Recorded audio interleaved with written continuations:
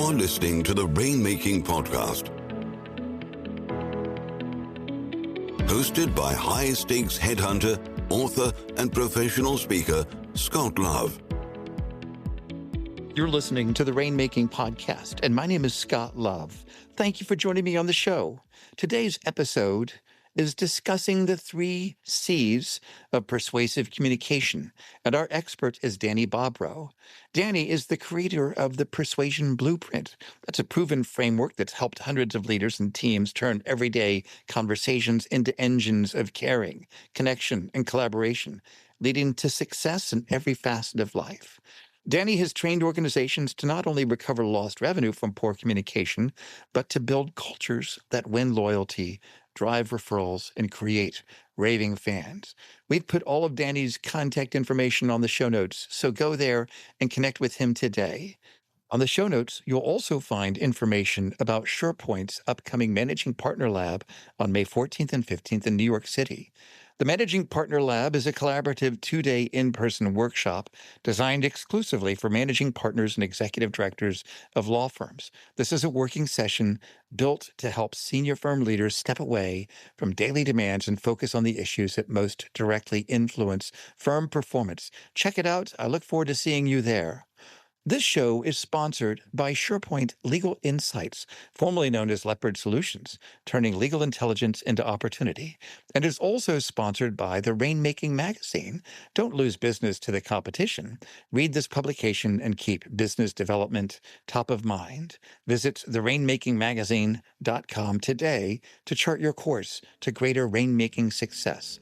Thanks for listening, and I hope you get some great ideas from our conversation with Danny today.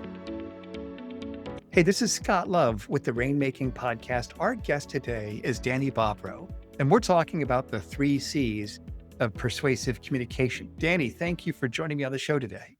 Well, thank you for having me, Scott. It's a pleasure. Appreciate it. Absolutely. And I'm selfishly excited to learn about this because I'm in the business of persuasive communication many times. So let me get some definitions in order. Let's first get a definition of persuasive communication. Is that something that we should be afraid of? Does it sound manipulative? What's kind of the context of this whole concept that we're talking about here, Danny? Well, I think that's a great way to start, Scott, because the answer is yes, depending on the person you're asking. My definition of persuasion is a number of different modalities and mindsets that you use to influence opinions, attitudes, ultimately behaviors, and that you do it in an ethical, non-coercive way. So I think that puts the lie or debunks concerns that persuasion is somehow manipulative. It's distinctly not. In fact, the goal with persuasive communication is to be as honest as you possibly can be, not only honest with your counterpart, but honest with yourself in terms of what your motivations are and what you're trying to accomplish.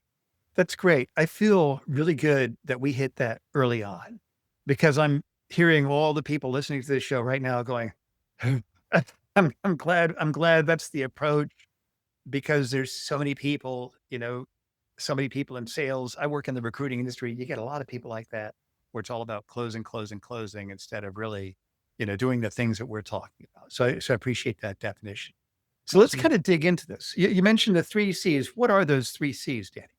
The 3 C's in the Persuasion Blueprint are caring, connection, and collaboration. And it's a sequential process, although you do need to be ready to recalibrate because once you believe or receive the signals that you've established caring, you may need to revert back to that. But caring really is about addressing what I call the care gap between perception and intention. A lot of people fall into a trap. We could also call it the care trap, which is that they believe that their caring is self-evident. And in many cases, it's not. We fall into certain cognitive traps that we think that people think the way we do, and they often do not. And so, the key is to recognize, first of all, that people make decisions based on emotion, and then they justify it with logic. And that remains true almost whatever level of communication you're talking to, whether you're trying to persuade to a desired course of action, or you're working with high stakes negotiations between governments, people need to know that they can trust who they're dealing with. And the first step is to establish that caring, to minimize that care gap before moving on to establishing credibility and earning trust. And then finally moving into the collaboration component, which is building a co-path. Because people believe that sometimes people believe that others buy expertise, but what they really buy is understanding, a belief and a recognition that you get them, which then opens their mind up to hearing what you have to say in a positive, emotional way, and employing their powers of cognition, so that those two aren't working at cross purposes. Yeah, wow, that's interesting. Let me kind of go back to the caring one. And I like the depth that you bring to these concepts. I think for many of our listeners, they're intellectually driven people that like to learn things and they want to go deep. So let's go a little bit deeper with the whole caring concept, the care gap and the care trap. I like what you mentioned, that there are cognitive traps that people have. We just assume they think the way we do. How can we show that we care in a way that people will receive as being not duplicitous, but real congruent with our value system of who we really are? Sure. Well, sometimes it's deceptively simple. It's can be as simple as just getting and using the person's name in the right way, confirming the pronunciation and spelling. I developed, before I got into Persuasion Blueprint, I was working as a telephone skills mastery coach, where we were working with professionals in mostly in medical and healthcare, but the analogies to legal or any other high competency expertise industry, the principles are just as appropriate. And what we taught was what we call the TAFI introduction. And TAFI, T-A-F-I, is short for the art of first impressions, which really is premised on the fact, and I believe it's a fact, that people will decide whether they want to work with you sometimes within the first few seconds of the connection. There was a married couple named Zunin and Zunin who wrote a book called The First 4 Minutes. And their contention was that people will decide whether they're going to work with you or not in the first 4 minutes. But what I found is that I could, because the reason I got into this business is that originally my firm was just a marketing firm. I mean, I don't mean just, but our sole focus was on getting the phone to ring, or in other ways, generating leads. What we learned fairly early on into the process was, by listening to the phone calls that ensued, that people were missing opportunities to convert these high quality prospective clients, customers, patients into solid kept appointments. And what we found was that they were getting off on the wrong foot almost immediately. To use an analogy in healthcare, and sadly, I imagine many of your listeners can relate to this. When you call a dental office or a medical office and say, "Hi, I'm interested in making an appointment," the first thing you're typically going to get, even to this day, although it is improving, is your name. And then if you give me a lot of trust, building a lot of trust being established there. The next question is date of birth. And then what insurance do you have? Now, these are all, to be sure, important questions that need to be asked. But the fact is that I believe it may have been Henry Ford who said, I'm going to have to Google this one of these days, but somebody worth listening to said that nobody ever bought, actually, if we're going to do business together, the details can wait. And if we're not going to do business together, the details don't matter. So while getting the name, date of birth, and insurance are important questions to ask, they're the wrong questions to ask at the beginning of a conversation. So our TAFI introduction really is somebody calls an office, says, "Hello, thank you for calling the Getter law firm, where our commitment is to your success. This is Danny. How may I help you?" So what I've done there is I've introduced my firm, and I've done it with a nice tone, inflection, and resonance. So it's not just "Thank you for calling the Getter law firm." And I've given them my name, and I've asked how I can help. I've also shared my tagline. And a tagline is a very important component of a business's branding. And if you haven't gone through that exercise, I would strongly consider that you do so, because it not only informs the caller who you are, what you do, for whom you do it, and why, but it actually also reminds you every time you answer the phone. We're not all things for all people, but if this tagline resonates with you, then maybe it warrants to have further conversation. But getting back to the introduction. So what I've done is I've given my name and I've asked the caller's name. I've also a question. And what you probably understand is that whoever asks the questions controls a phone call or any conversation. Now, by control, we go back to the original premise of our conversation today. I'm not talking about manipulation. When somebody calls an expert, they really want you to be in control. The critical key is to establish that control in a way that simultaneously establishes rapport and conveys empathy. Now, enthusiasm is another important component of persuasion, but I think a lot of people misuse enthusiasm. They get they get excited about what they're offering, but the enthusiasm has got to be reactive. It's the one component of communication that you really want to wait to sense enthusiasm from your counterpart. Because if you jump ahead of the game with them, it comes off as inauthentic and as a sales tactic. Yes. So we coach our subjects on how to effectively convey enthusiasm in the right way and at the right time. So that's the first statement: is introduce yourself, give your name, and ask the caller's name. That's also an example of reciprocity. It's one of Cialdini's 7 keys of influence, which is I'm not just saying your name, as we specified earlier. I'm giving my name. So now you're more likely to want to give me your name. Now, the next statement after the introduction is after the person gives you their response, which is, hi, I'd like to know what your fees are. I'd like to know how much a crown costs. I'd like to know if you handle this type of work. I'd like to know why the sky is blue. In other words, I really don't care what question they're asking. The answer should always be the same, and that is, I can help you with that. My name is Danny. May I ask with whom I'm speaking? So you don't say your name. You say your name again, and some people may listen and say, well, you already gave them your name in the introduction. Why are you doing it again? And you probably know, Scott, the reason is that most people don't listen and didn't hear it the first time. Right. That's right. They're trying to figure out how is this related to me, et cetera. I think that's a good idea. Right. So, I mean, the exception to that would be if they said, hi, Danny, this is Bill. Well, then you're not going to say my name is Danny. You do need to have a little bit of improvisation here. Right. But so then the next statement is, I can help you with that. That sets the tone for the relationship because you are going to be able to help.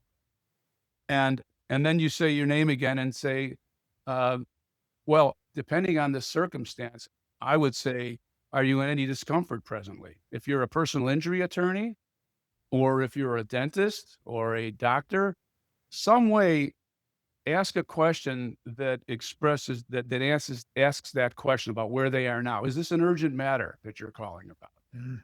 And a lot of people will say, well, I'll ask, why do you think I'm asking that question? And a lot of people will say, well, that's because you want to know whether you need to get them in for an appointment right away.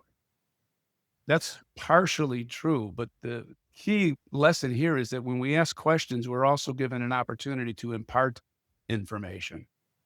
And the information at this early stage in the relationship that I want to impart is that I care about you. Right. Let me ask you this. You mentioned caring, connection, and collaboration. You mentioned that collaboration is building a co-path.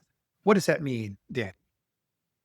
It means not being blinded by your expertise and feeling that, again, that your knowledge and ability to help this person is self-evident, because people really don't buy expertise as much as they buy understanding. And so it's important that you get them to your side of the table, that it's not a talking at, it's a building with communication by asking questions and always asking clarifying questions. Before moving on to your prescription, whatever it may be, we strongly advocate that you ask questions and that you learn to sense resistance, the type of resistance or skepticism that your counterpart might be experiencing, and that you work to acknowledge it in a respectful but effective manner. So you mentioned this before. I want to go back to this. People do not buy expertise, but understanding. I work in the legal industry and I work with big law firms, and everybody has impressive profiles, great schools, magna cum laude, They've done brilliant things. They're all very successful, super smart people, and their children are beautiful. They've got it all. But you're telling me that's not enough. That I am. expertise isn't enough. Yeah. I am. And really, it's a rather simple exercise. Put yourself in that position. I mean, we've all gone into doctors' offices, attorneys, where you see all the accolades, the diplomas, the certificates, the photos with famous people, even. Although that form of social proof can be effective. Uh, I don't know if you're like me, but I tend to gloss over that. And it's like, okay, this guy knows. That's sort of assumed. This guy or gal, they know their stuff, but do they know me? And so we really work at that. And an expert override is one of the traps that people fall into, which is they've been doing this for so long that they can pretty much, with 99% reliability, anticipate what this person is thinking and asking and going to ask. And so sometimes I think we convince ourselves that, well, if I tell them what they're going to ask before they ask it, that's going to really impress them with how much I know. But in fact, it's a missed opportunity to show that you care and are listening. So we talk about, in a face-to-face meeting, establishing eye contact, but maybe even more important, letting them know, I wonder if you'd mind if I take a few notes while we have this conversation so that I can confirm my understanding with you completely. So this is a nice little tool to use. I think it's even better than eye contact. But asking questions, giving them the respect and opportunity to share what they were wanting to share with you, even if you already know, acknowledging it, that it's important, and maybe let them know that this is a commonly expressed concern. And I'm glad you shared it, and let me explain we're going to address it. And then avoid using jargon, speak in short sentences, stop, pause, confirm understanding before you move on. People love that. Sometimes we think, well, their time is valuable. And I think it's sometimes an excuse for us to recognize that our time is valuable and we want to get done with this as soon as possible. But I think it's being minute-wise and dollar foolish. When you're talking to somebody who is potentially worth to you, I don't know, it depends on your industry, but the average dental patient is worth $7,500, the average lifetime value. The average lifetime value of a placement of a candidate in a law firm could be tens of thousands of dollars or more. So it's worth taking all the time necessary, in my opinion, to connect with them. This is great. So let me kind of switch it to talking about your expertise and what you've seen, how people have made these changes, the caring, connection, collaboration. What are the pitfalls most people fall into as they're trying to make changes in these areas from your expertise? Oh, well, if they accept to be coached by me, it's a fairly simple process, but it's a lack of practice. It's a lack of repetition. And often there's a number of different types of resistance that people experience. And this is whether you're dealing with a prospect, your counterpart, or yourself. Sometimes when I was coaching team members on how to speak on the phone, I would often get feedback, and it often wasn't stated. I found out about this after the fact by talking to their employer or their office manager, was that, well, their feeling is they've been doing this for 30 years already, and they don't know why they should change. In other words, and this is the most daunting type of resistance to address, and that's identity resistance. By you suggesting that I change my behavior, you're actually impugning my value as a human being. And so we have to really learn and work how to communicate with people in such a way that we address that. And sometimes it's just a matter of asking it. It sounds like this is something that you've been doing the same way for many years, and you feel that it's served you well. Is that correct? Yeah. And then get them to state it, and then communicate to them that, well, that's great. You've obviously been doing a great job because you've been at it for so many years. But do you want to know what Tiger Woods and Michael Jordan and Serena Williams, and I should probably get some newer athletes in my but you know what they all have in common? They're all committed to excellence, and they all have a coach. That's right. You can't see your own blind spots. I think that's important. We don't know what we don't know. Absolutely right. So think of all the people that you've coached the people that you taught these concepts, you worked with them, you helped them avoid certain blind spots, and they've done well. What are the common characteristics among all those people that have done well with these concepts you're teaching, Danny? They've slowed down. They've taken their time. They've recognized the distinction I shared before, which is that people value understanding more than they do expertise. I've seen it so many situations in all industries in which I've worked that people learn that if they want to be interesting, they need to be interested. And that even though you're the expert and the person is calling on you for your expertise ultimately to get the job done, there's no substitute for taking time to show interest in that person and to convince them that you get their unique situation, even if it's not particularly unique in your experience.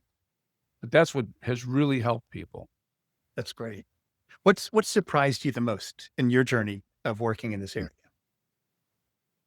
How quickly it works. Now, it's two sides of that coin. Getting people to label an emotion or to ask a question, there's some hesitancy because, the other thing about coaching is that if you want to become a better golfer and you hire a coach and they tell you to change your swing and you do change your swing, is your game going to get better immediately? Absolutely not. No, it's going to get worse because you're going to need to rewire those neural pathways and try to do something different.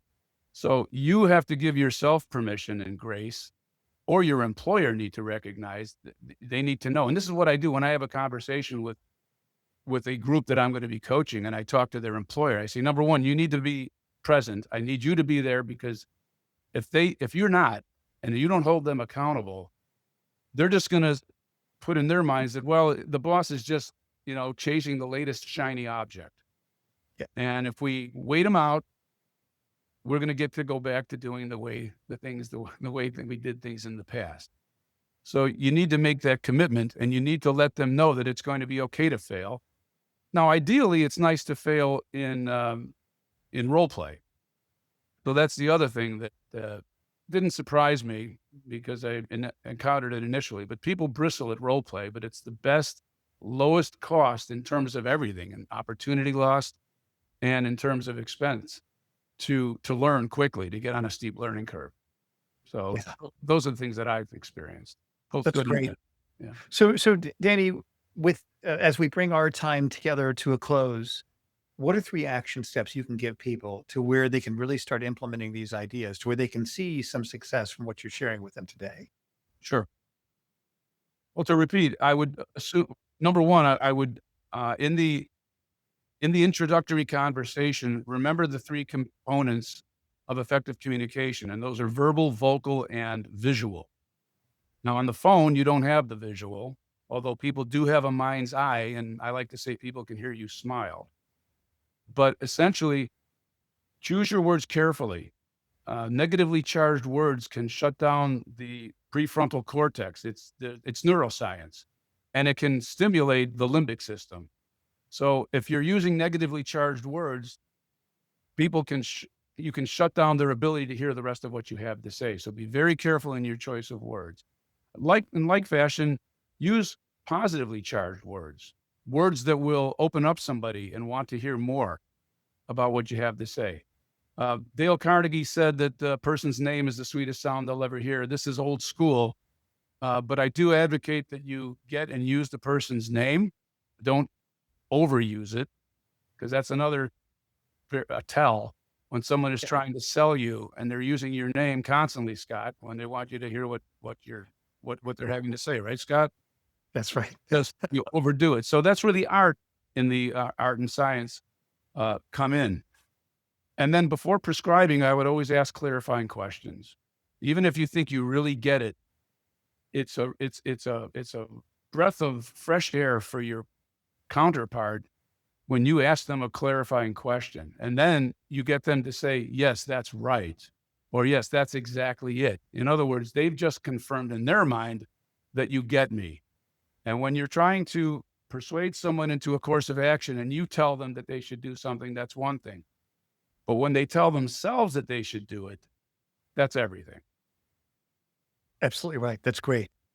Well, Danny, thank you for being here today. Tell us about your offerings, your services. What do you have? What do you do that you'd like our listeners to know about? And by the way, everybody, we'll put all of Danny's contact information in the show notes of the podcast. Right. Well, you can learn everything about me and the Persuasion Blueprint at dannybobrow.com. And what we offer initially is for you to gauge where you're at in terms of the 3 C's of effective communication, of persuasive communication, caring, connection, and collaboration by taking your persuasion scorecard. It's just a series of questions which will evaluate where you are. It helps establish a baseline. And then from there, we can follow up and introduce you to the modules. There are 7 modules that go through the material we discussed and go into considerable depth. But what I think is nice about it, and I developed this program with me in mind, as well as you in mind, because I think I'm representative. I don't want to be inundated with a lot of information at a time. So the longest module is about 16 minutes. And we do recommend that, just as we talked about earlier, repetition is a key to success, that you feel free to listen to them more than one time, and that you, by all means, complete the assignments that are given at the end. But so it's 7 modules of about 15 minutes average length, with 1 or 2 exercises after each module, which realistically should take you 30 minutes to do. I'd find a partner, because this is about communication after all. And so doing it on your own is going to only offer limited value. But the entire program should take you no longer, over whatever period of time you want. So it's very fun. And the other thing I want to make clear is that if after you've done the program, if you honestly feel you didn't derive value from it, you will receive a complete refund, no questions asked. That's great. Well, Danny, thank you for sharing that. And for everybody listening, we're going to put the link to that on the show notes as well, so you can connect with Danny and then also look at the survey that he has. Danny, thank you for joining me on the show, and I really do appreciate you sharing your wisdom today. Pleasure was mine, Scott. Thank you very much. Thank you for listening to the Rainmaking Podcast. For more information about our recruiting services for international law firms, visit our website at attorneysearchgroup.com. To inquire about having Scott speak at your next convention, conference, sales meeting, or executive retreat, visit therainmakingpodcast.com.